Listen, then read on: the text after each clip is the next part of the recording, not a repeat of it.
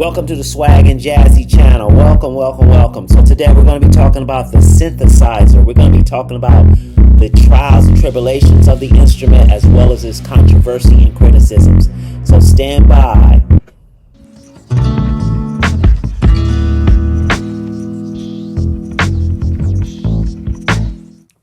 Hey, welcome back to the Swag and Jazzy channel. So today, like I mentioned earlier at the beginning of the video, we're going to be talking about synthesizers. And in particularly, we're going to be talking about the Moog synthesizer. And why this particular synthesizer? Well, this particular synthesizer was the first commercially available synthesizer put on the market. It led the way to others to follow its lead. Also, it's the first synthesizer to be utilized in mainstream and pop music creation. So we're going to talk about the Moog synthesizer, the good, the bad, and the ugliness of it. So let's open up with the video by going to the beginning, the history, the precursors, the precursors, what set precedents for the modern synthesizer that we are so accustomed to today. And the modern synthesizer was first started way back before the 1900s even started by a man named Theremin, who received a patent in 1897. And what he invented was called the dynamophone. Cahill wanted to invent the perfect instrument that would allow the player to combine the sustainment of a pipe organ with the expression of a piano, musical intensity of a violin with polyphony of a string section, and the timbre and power of wind instruments with the chordability of an organ. The first one that he built weighed 7 tons. The second one he built was even heavier, weighed 200 tons and was 60 feet long. So this was not put into use to create music at that time. It was just not a very user-friendly item. Then we get to Leon Theremin.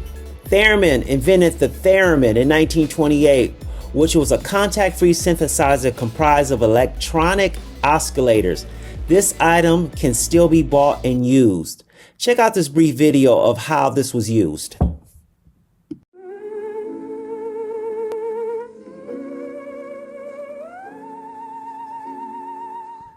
As I stated earlier, it's a contactless type of synthesizer, meaning it's hands-free. You don't have to touch anything. Just wave your hands, your arms, or whatever.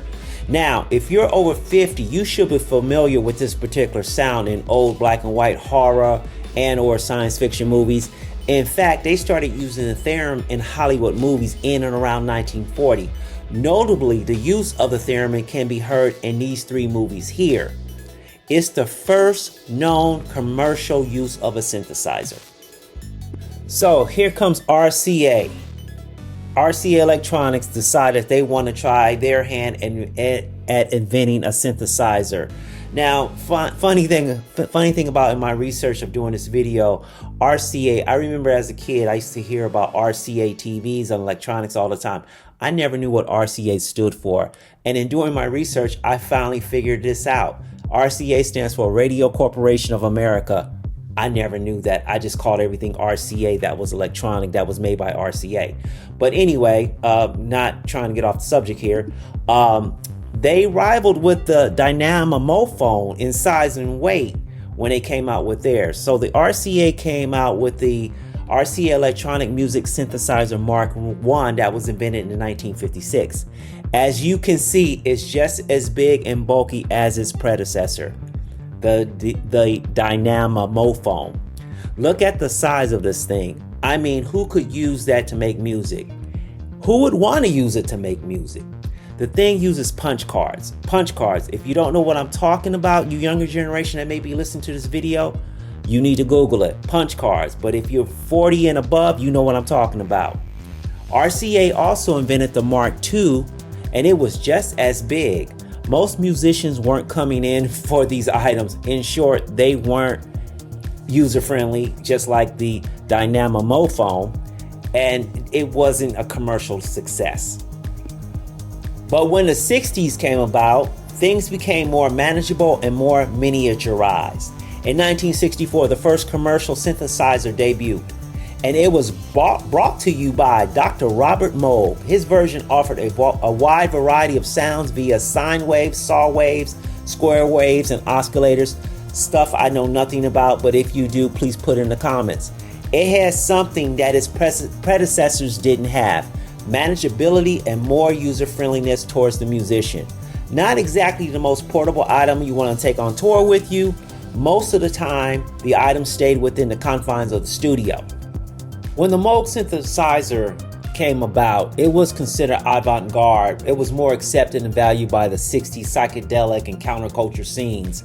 With little perceived commercial potential, it didn't take off quickly in the world of music. However, 1967, the good. It wasn't until the late 60s that the Moog synthesizer began to make its way into being utilized in popular and mainstream music. And the first band to use it was the Monkees back in 1967, making them such a success, they even got a TV show. Subsequently, after the Monkees' success with the Moog synthesizer, notable other groups started to pick up and started exploring its use in creating music or expanding their creativity with the item. Most notably the Byrds, Electric Flag, and the Doors. With the 1970s coming about, only more good came to the development of the synthesizer. When the 70s came about, Dr. Moog improved upon his already invented design. With the 70s, he brought with it the Moog Mini. Designed as a more manageable and a more miniaturized version of his first invention, it was even more affordable, more portable than his first version. And it was the first synthesizer to be sold in retail stores. Because of the newfound accessibility and portability, this new version of the instrument created an opportunity for emerging and upcoming artists to better able formulate their own unique sounds. And such notable artists like Benny Worrell, keyboardist and musical director of Parliament Funkadelic, was able to shape the sound and stature of the Parliament Funkadelic band because of the Mini Moog. In the 70s, disco was starting to emerge, getting hot and heavy. So such groups as ABBA embraced the newfound instrument to expand upon their creativity. And then there was instrumental artists like Sun Ra, who used the instrument and pushed it to its boundaries. With anything that is good, something bad is going to come along with it. And with the Mini Moog synthesizer, it wasn't shielded from that. Like with any new technology, while there are people who will embrace it and accept it, there are others of where the new technology can bring fear and anxiety, because new technology represents change. Because Dr. Moog's synthesizers were becoming really well versed at imitating string and horn sections in orchestras and bands, and more musicians embracing them, acoustic musicians felt threatened.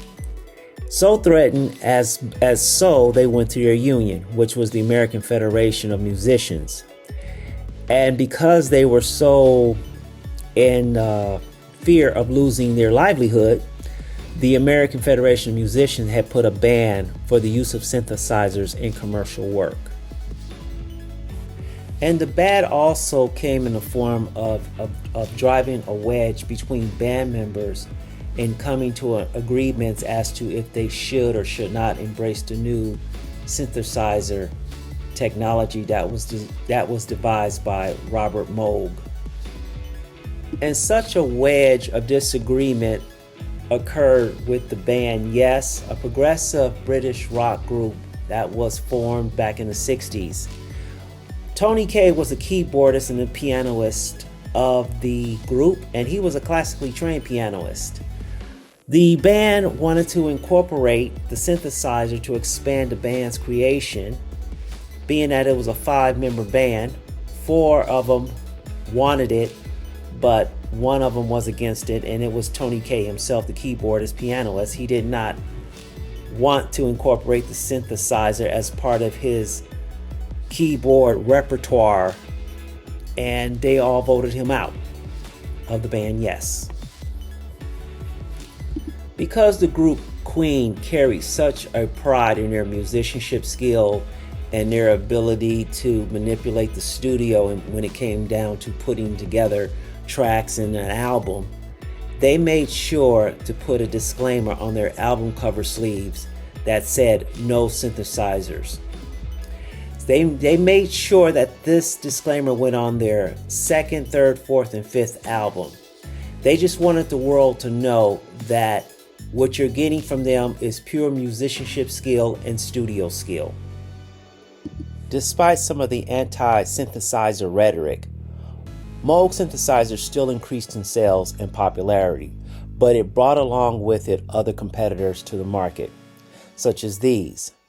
So as the 70s was going towards the 80s, more and more electronic firms started producing their own synthesizers, which cut into the Moog's synthesizer market.